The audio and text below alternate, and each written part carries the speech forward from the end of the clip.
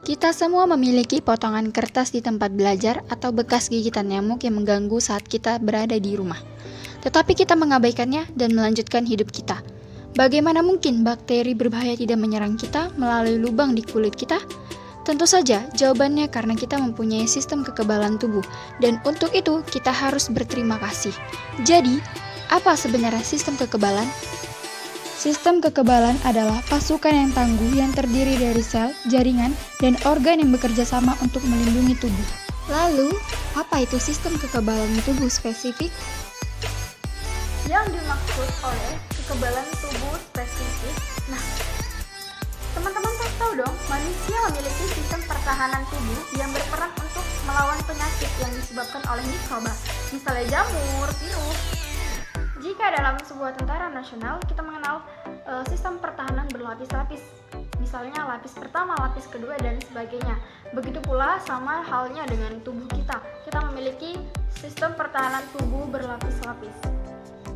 Nah, kalau sistem pertahanan tubuh non-spesifik itu adalah merupakan sistem pertahanan tubuh yang terakhir yang kita punya, di mana sistem itu akan aktif jika mikroba patogen mampu menembus lapisan pertahanan luar.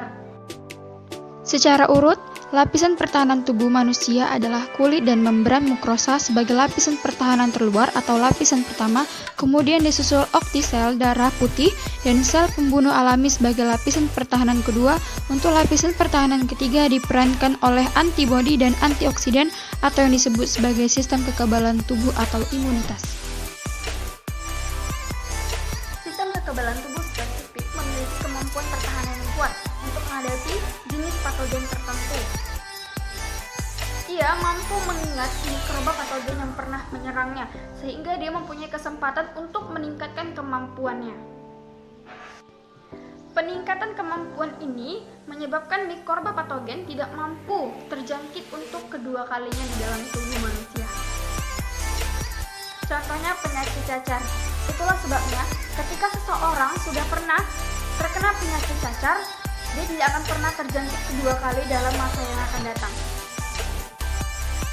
Dalam memberikan reaksi atas serangan antigen, semua zat asing yang dapat memiliki sistem kekebalan tubuh.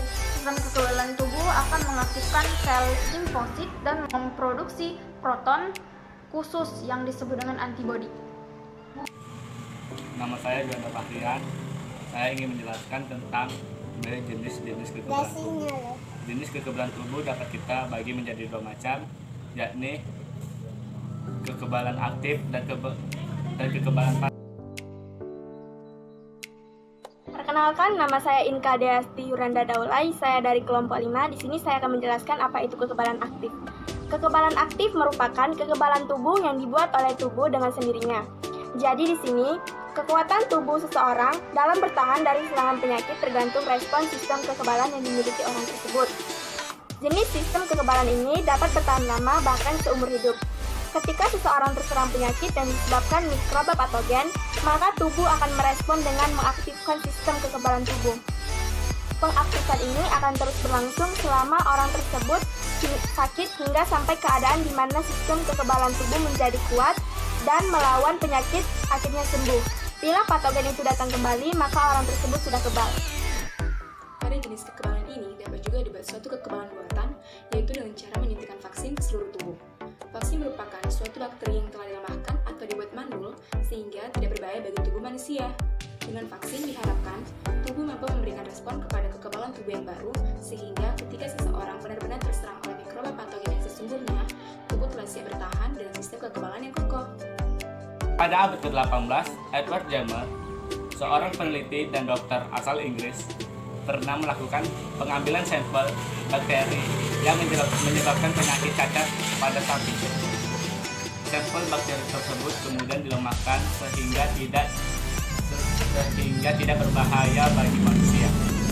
Setelah dilemahkan, bakteri tersebut dimasukkan ke dalam tubuh seorang anak, dan ternyata bakteri tersebut merangsang pembentukan sistem kekebalan tubuh terhadap penyakit cacar, sehingga si anak tidak terkena penyakit cacar. Perkenalkan, nama saya Fitria Ananda, saya dari kelompok 5. Di sini saya ingin menjelaskan sedikit tentang kekebalan pasif. Sistem kekebalan pasif merupakan sistem kekebalan yang tidak perlu dirangsang, yaitu dengan cara diberikan antitoksin, yakni sebuah zat pertahanan kimia. Sistem kekebalan jenis ini hanyalah bersifat sementara. Antibodi ini diperoleh dengan cara menyuntikkan antigen ke dalam tubuh hewan, kemudian tubuh hewan tersebut akan membuat antibodi sebagai upaya merespon antigen yang masuk ke dalam tubuhnya. Antibodi tersebut kemudian diambil dan diberikan kepada manusia yang membutuhkan.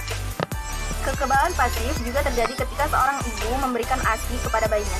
ASI mengandung antibodi yang berguna bagi sistem kekebalan bayi, terutama saat bayi belum mampu membuat sistem kekebalan tubuhnya sendiri. Antibodi ini hanya dapat berguna untuk menahan antigen, tentu saja, dan bersifat sementara. Nah, jadi jangan khawatir tentang bakteri atau kotoran karena sistem kekebalanmu sudah ada di dalam tubuhmu.